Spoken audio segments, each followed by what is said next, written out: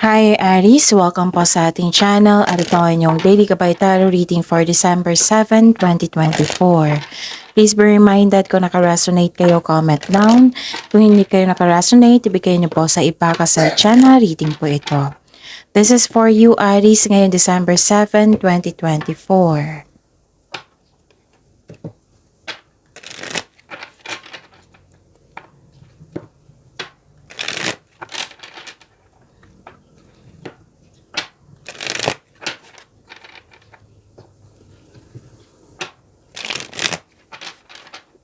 Para po ito sa inyo Aries ngayon December 7, 2024.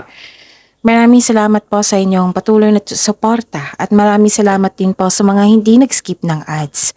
Gamitin ang reading na ito bilang gabay lamang sa mga hindi pa nag-subscribe. Subscribe na po kayo at click bell notification para malaman nyo na may bago tayong video. Para sa mga gusto magpa-reading po, may lumabas dyan sa screen nyo ngayon. Panoorin nyo po at sundin ang instruction. Calling the attention sa mga suki ko dito na Aries, open na po inyong monthly gabay tarot reading for December 2024. May 6 months from now reading tayo at love life reading po. So message me Aries for schedule. Maraming salamat po. Spirits Guide, mga ganap po. Para kay Aries ngayon December 7, 2024, I need 3 cards po.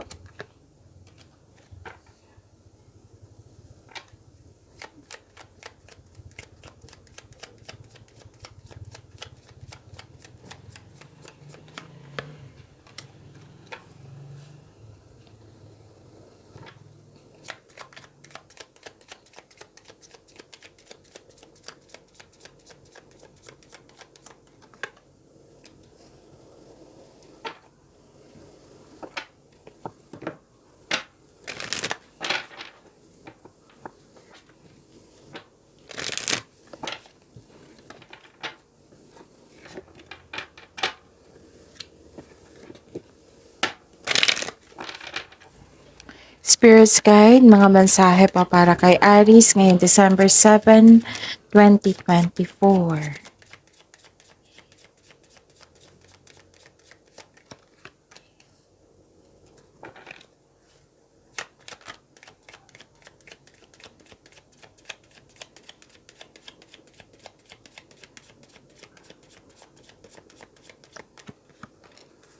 Okay, Aries.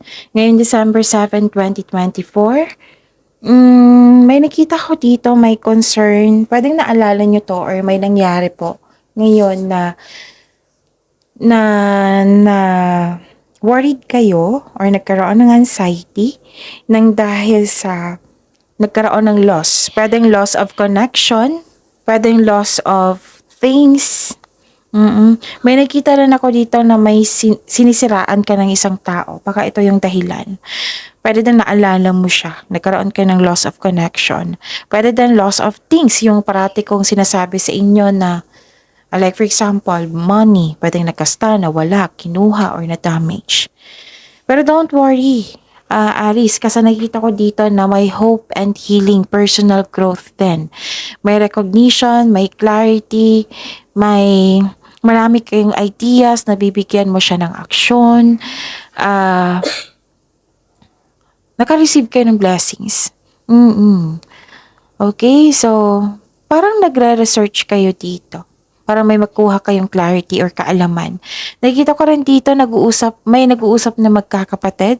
Pwede din kausap mo ngayon yung kaibigan mo na para mong kapatid. Nakikita ko dito na excited ka eh. Oo. So, ang may paalala lang pang card niyo po dito, Aries, na kailangan yung alamin nyo muna, okay? Huwag kayong maniwala agad sa chismis. Alamin nyo muna kung totoo ba yan or hindi. Okay? Ang mensahe po, let go of convention and follow your own unique path. And pay attention, a powerful message is being communicated to you. Wow. Spirits Guide, ano po yung energy ni Aries ngayong December 7, 2024?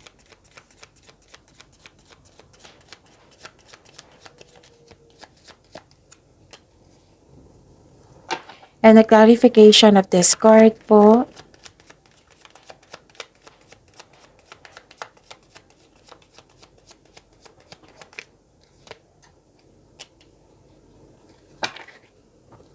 Okay. So mga may oras dyan, kung gusto nyo po, last week po, may 4 days video straight kayo na tungkol sa inyong December 2024. So visit our channel kung hindi nyo pa napanood. Last week po iyon.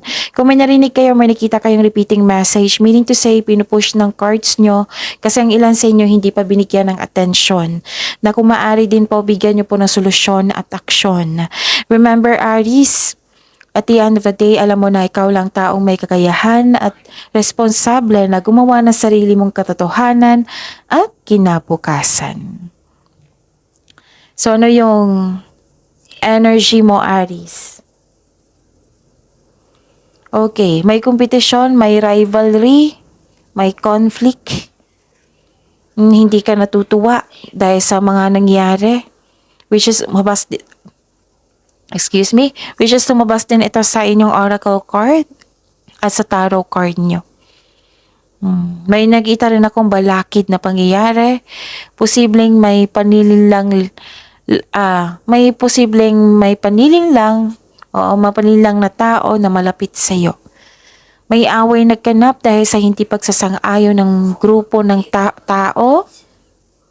Nakikita ko rin dito na ang ilan sa inyo magpapatayo ng bahay or structure. May ganap talaga na kompetisyon. Pwede din ginaya yung negosyo nyo. Pagtatragdor to eh. Tuso, sinungaling, mandaraya. May ganyan na nagganap.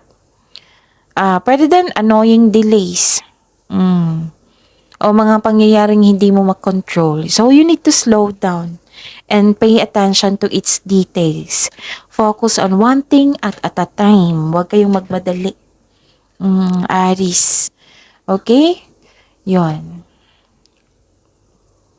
May bagong simula dito na hindi kayo takot sa pag-move forward. Kasi nakikinig kayo sa inyong intuition dito. Take a leap of faith and trust the support of the universe. You're divinely guided. Huwag kang matakot. Instead, i-acknowledge mo yung lessons na na-encounter mo. And this will lead you to a new opportunities. So, they are part of your personal and spiritual evolution. Hindi ka takot sa obstacles. You know you are on the right path. So, mag-ingat sa padalos-dalos sa pagpasya. Kailangan magkaroon ng konkretong plano and listen to your intuition also. Spread your wings and fly. Spirit's Guide, Career and Money po ni Aries ngayong December 7, 2024.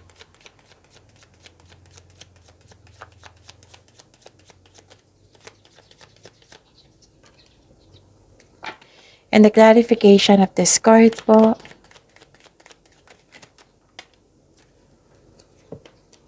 So, Aries. Naghihintay. Waiting, sacrifice, suspension. So, you need to take time to reflect and surrender to the present moment as fully as you can. Kung naghihintay ka ng job opportunity or contract, there may be delays and frustration. Same thing sa kaperahan nyo. Yung hinihintay mong pera ay nagkaroon ng delay. So, habaan nyo po yung pasensya nyo, magbigay na pag-intindi, baka may dahilan. May dahilan po iyan kung bakit nagkaroon ng delay. Hindi naman ito kansela matutuloy yan. So, sa kaperahan, wag po daw kayo magdesisyon agad na mag-invest o maggasta sa isang bagay. Oo, pag-isipan nyo po yan na mabuti. Okay? Nag-iisip ka dito na hindi gumagalaw, ganun. May paghihintay na nangyayari. Yung nag-decide kayo na magbigay ng mahabang pasensya. Okay? At nakikita ko rin dito na nagkaroon po ng hindi pagkakasundo sa isang tao. Lumabas siya dito sa energy nyo at sa inyong career and money. Dahil nito, hindi ka kontento. May disconnection nga sa isang tao. 1, 2, 3. Tatlong card na po nagsabi niyan. May disconnection sa isang tao. Pero may opportunity ka na to turn the situation around. Maging mapagpasensya kayo at listen to your heart to get back on track. Spirit's Guide, Love Life, Self-Love, Partnership, and Romance ni Aries.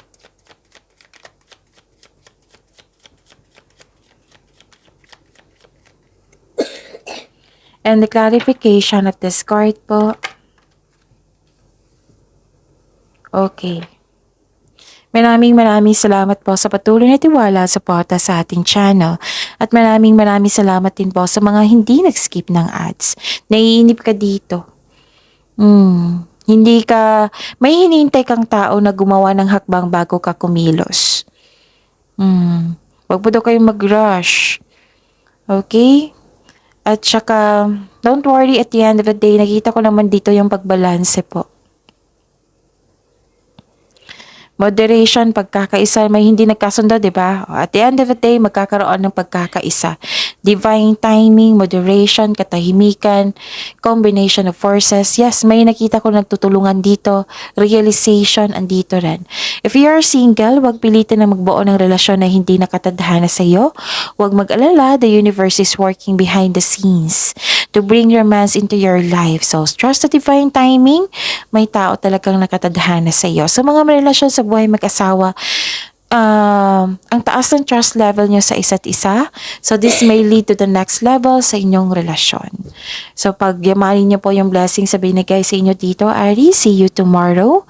Please like, subscribe, and click bell button for notification para updated po kayo sa daily tarot reading natin. Maraming salamat po.